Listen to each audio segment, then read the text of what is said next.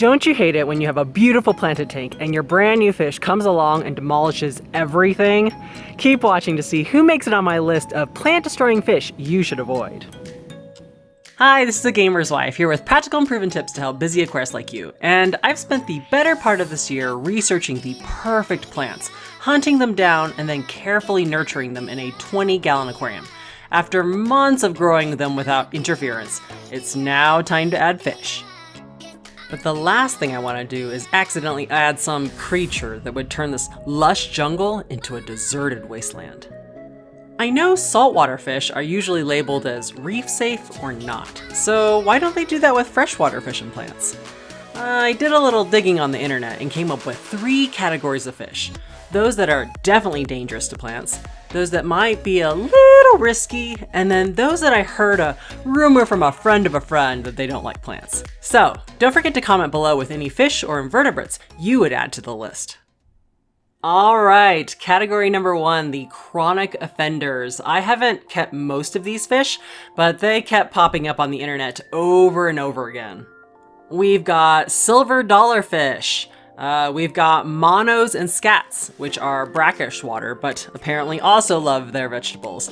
And Buenos Aires tetras. Had no idea tetras could be detrimental to your aquascapes. I always heard they were safe. Apparently they love to eat plants, except for maybe java fern sometimes. For me, I've mostly heard of goldfish keepers and cichlid keepers complain about not being able to have live aquarium plants with their fish. Not only are they aggressive eaters who just love the taste of plants, especially imbunas and uaru cichlids, but they also like to dig in substrate, whether they're just rooting around for food or they really enjoy rearranging decor. Either way, this ends up uprooting your plants and doesn't bode too well for them. Some of the more popular plants that end up on the goldfish safe or cichlid safe lists include Anubias, java fern, and java moss. They're just tougher and sometimes thicker than usual. They can be strapped to rocks and other hardscapes, so can't uproot those. And in some cases, they just flat out taste bad. We've also got fast-growing plants like Vallisneria or hornwort. Potted plants like an Amazon sword or something, again, can't be uprooted. Certain floating plants or maybe plants that grow above water like pothos, or maybe just play it safe and go with fake plants. And finally, the last catch-all group for our chronic offenders include any monster fish or even like fast swimming fish that have a bit of heft on them. They might accidentally tear up your plants just by swimming into them or crashing into them on accident. Category 2, the casual snackers. So these are fish that can probably do well with plants, honestly, but they might take a little nibble here or there, especially if they're not getting enough vegetable content in their diet. So first on the list are mollies. They are well-known algae eaters, live bears, and sometimes in their, enthusiasm for algae, they might accidentally nibble on your plants and take a little few bites or here or there.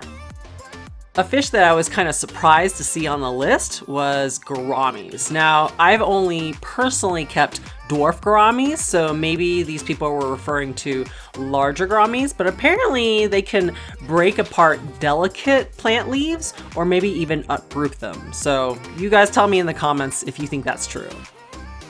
And then don't forget plecos. So certain plecos may uproot your plants, especially the larger ones, but I've definitely heard over and over again that bristlenose plecos in particular like to munch on Amazon swords. So if you want to keep one, maybe don't put them together with those swords.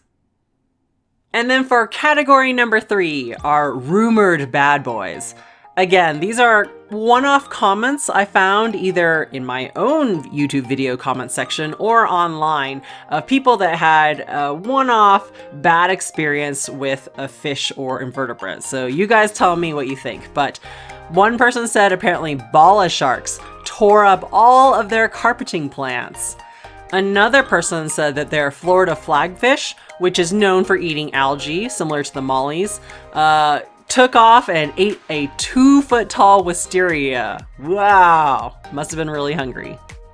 Mr. Grubritz from my own viewers said that he had some Siamese algae eaters that chomped down all of his Vallisneria like a lawnmower, only left little nubs.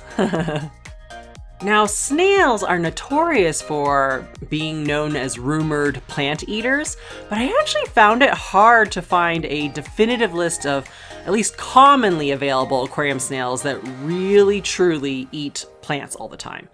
Instead, I found that most likely they're eating dying or decaying leaves on the plants and not actually healthy leaves. However, some of the snail names that I did find come up include black devil snails, the Colombian ram's horn snail, which is a giant ram's horn, not the common ram's horn snail, Sulawesi rabbit snails, also another larger snail, and then maybe some of the largest species of apple snails.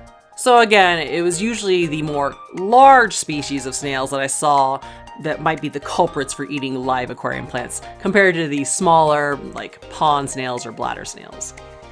Thankfully, none of the fish I got for my community tank are on this list, so I think I'm safe for now.